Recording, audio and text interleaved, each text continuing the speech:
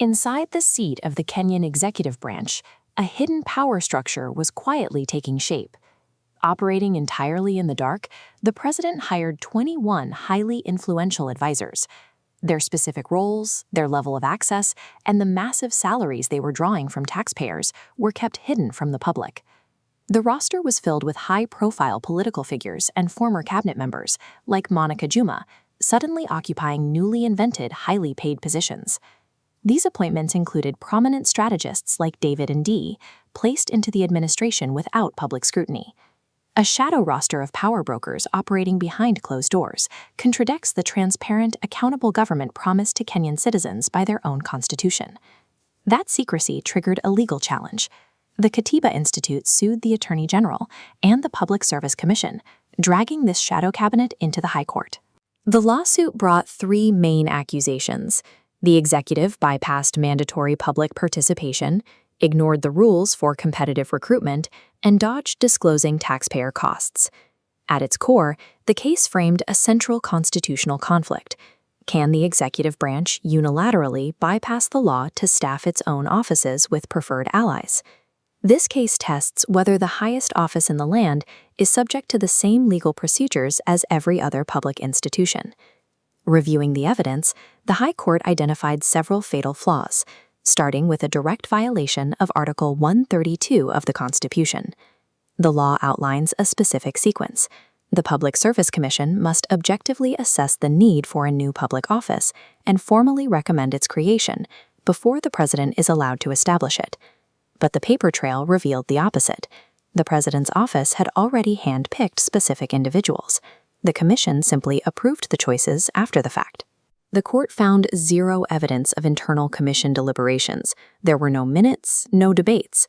There were only rapid approval letters, proving the commission acted as a mere rubber stamp for preordained outcomes.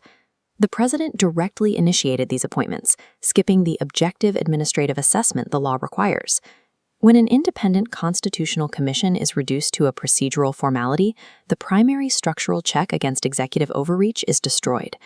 The administration also ignored strict procedures buried in Sections 27 and 30 of the Public Service Commission Act. Section 27 demands a comprehensive workload analysis to prove a new job is actually needed to support core functions before creating it. None of that paperwork existed. Furthermore, the executive failed to involve the Salaries and Remuneration Commission, the financial watchdog tasked with assessing exactly how much these offices would cost the taxpayer. Without a documented administrative need or a financial cost analysis, these appointments become an imprudent waste of public funds. Beyond the paperwork, there was a third legal failure: the complete blackout of public participation, a violation of Article 10 of the Constitution. Because these roles were quietly assigned to specific individuals through confidential letters, there were no open calls for applications and no fair competition. That violates the meritocracy rules of Article 232. The exact number of these advisors, their specific functions, and the taxpayer money funding them were kept hidden until this lawsuit forced the details into the light. An administration choosing to operate in the dark denies the public their constitutional right to fair administrative action and their right to access information. On January 22, 2026, Justice Wamuye delivered the High Court's verdict. The creation of the advisory offices and the 21 appointments made to fill them were declared null and void ab initio. The court also issued a structural interdict, ordering the Public Service Commission to comprehensively audit all presidential offices created since August 2022 to verify their legal compliance. In legal terms, ab initio means from the beginning. By ruling these offices legally never existed, the court set a rigid boundary against unconstitutional overreach. The Kenyan Constitution is specifically designed to force light into dark rooms and mandate transparent, independent, documented decision-making.